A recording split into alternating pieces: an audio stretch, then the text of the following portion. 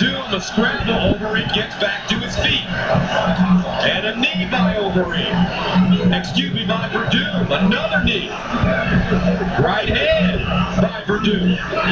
This is the game that Werdum wants to play. Overeem thinks Overeem will get tired. Gotta be careful with that distance. Werdum landing some strikes here. Now wants to pull guard again.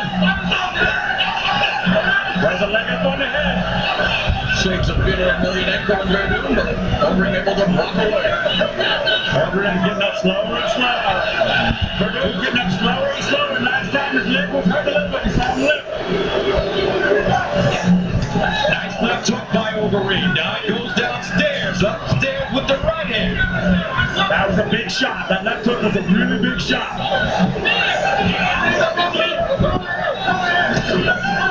Looping right hand by Alistair Overeem.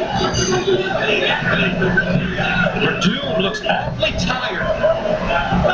He took 2 big shots. But all those failed takedown attempts, Frank. It's a lot of energy. Plus psychologically, you get in there and your biggest attempt to change position gets thwarted.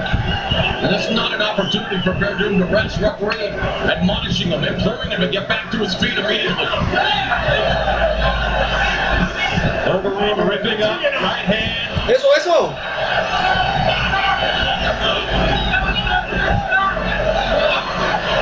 Werdum pulls him into his guard. Overeem's got to stand up. His corner's yelling for him to stand up. They're both just Werdum resting. And the last time they fought, you called the fight. How did Werdum set him up, Mo?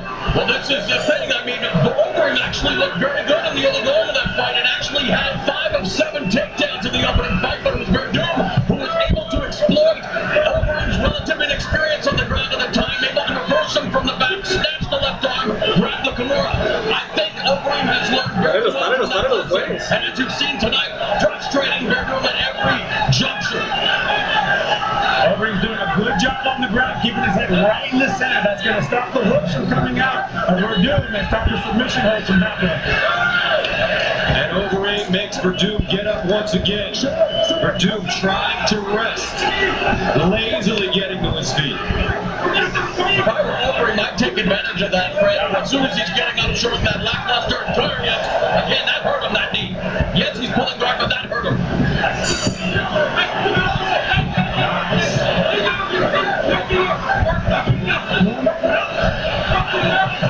He's pulling up his ankle strap there.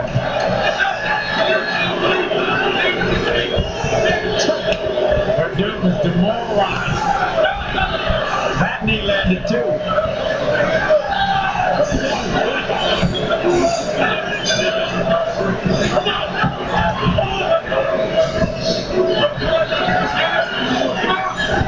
Controlling over his posture. It's not his posture, but nothing doing for the Brazilian Jiu-Jitsu black belt on the bottom. Come on, man. Come on. Yes, one of the best bottom games in the sport.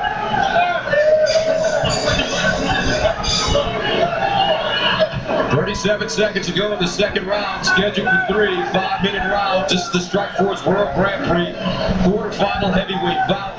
Alistair Overeem, the Strikeforce heavyweight champion, on top in black. Fabricio Werdum, the 2-time Abu Dhabi champion and Brazilian Jiu-Jitsu black belt, on the bottom.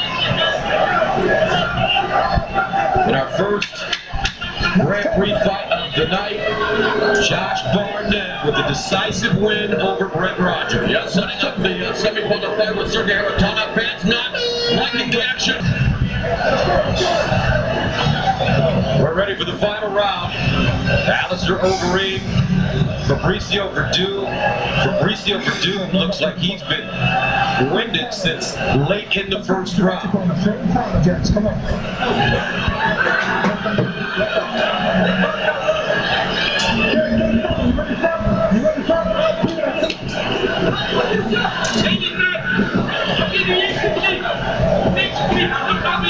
Less than a minute of the opening round was contested on the ground in round 2, much more even. And here Werdum again, feeding Overeem. Good counter, right hook there, and another one. How do you have it after 2 rounds, Fred? I think Overeem's running away with it so far, but he's getting tired now. That's starting to concern me.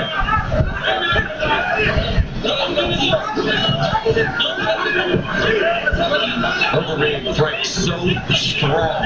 He's strong, but he's doing a lot of power moves, and that's what costs a lot of energy. This is a position I did not expect to see him in.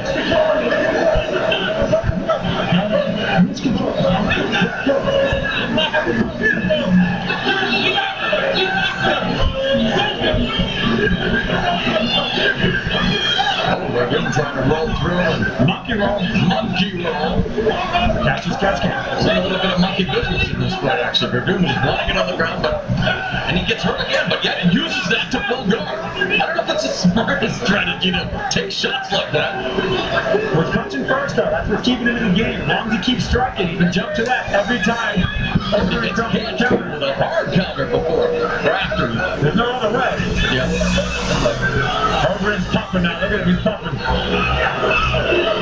Well, Overeem said he wanted to use this tournament to make a statement while he's controlling this fight.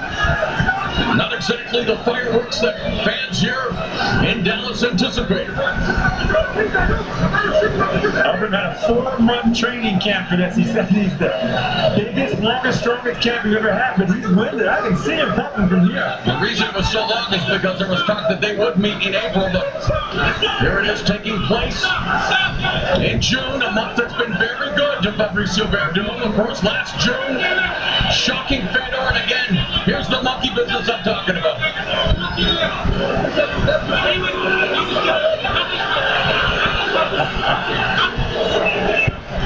And that's been the theme of this fight. Nice right hand by Werdum. Funny thing is, Werdum hurts, is connecting on Overeem, like that's Overeem. And I don't know if it's just Overeem not respecting his striking power, lulling him into his full sense. He's got to be very careful. Overeem's been knocked out before. And Overeem's just power punching. He's not doubling up. He's just looking for power punches every single time. 6 of his 11 losses have been via form of KO for Overeem. And the last time he was knocked out, none other than Sergey Haratonov, who of course is in the tournament. And in fact, Haratonov lost to Werdum in pride via split decision, but holds a KO win over Overeem. And the more I see of the tournament, the more maybe Haratonov may not be a dark horse after all. He and Barnett, very intriguing semifinal matchup. But again, Antonio Silva, I think, has to like what he sees out of these two guys in terms of what he can do to impose his will and skill. I don't know if I'm impressed with either of these two guys tonight, Frank. This is a tough matchup. I mean, stylistically very, very tough. And they both burn a lot of energy. Conditioning is key. 1:28 to go, the third and final round. The fans start to chant, stand them up. Not exactly what we want to hear in the main events. In the quarterfinal rounds, Overeem needs to get more aggressive here. And Werdum just should start turning those hips and changing angles. He's got good wrist control. He's in good position to start throwing those holes. A minute to go. In the third and final round of the Strikeforce World Grand Prix quarterfinal bout between Alistair Overeem and Fabricio Werdum. And this is not what we thought we'd see. Nope. There's some arm control. And Overeem's got to go for it. Yeah, Overeem's got to go for it. He's got to get the legs out. He's got to start turning those hips, give his back, do something. And Overeem will stand Werdum up once again. With 30 seconds remaining in the round. And then credit Werdum, he is taking Overeem shots. He's marked up his face, but he's showing a lot of grit. I think on the striking, he's landing more on the striking. Exactly, in this round. Now some blood coming out of the nose of Alistair Overeem. There's a leg lock. Knee bar. 7 seconds. Knee bar, but the knee's getting past the groin. Werdum threw more strikes and landed more strikes in that third round, but not the main event that we had hoped for here in Dallas. after 3 rounds of action, we have a unanimous decision. Here are the score totals. Judge at ringside, Bob Hamilton scores about 29-28. Judges Cecil Peoples and Gary Hatley both scored about 30-27. All 3 in favor of the winner. Continuing to the semifinals of the Strikeforce Heavyweight Grand Prix, the Demolition Man.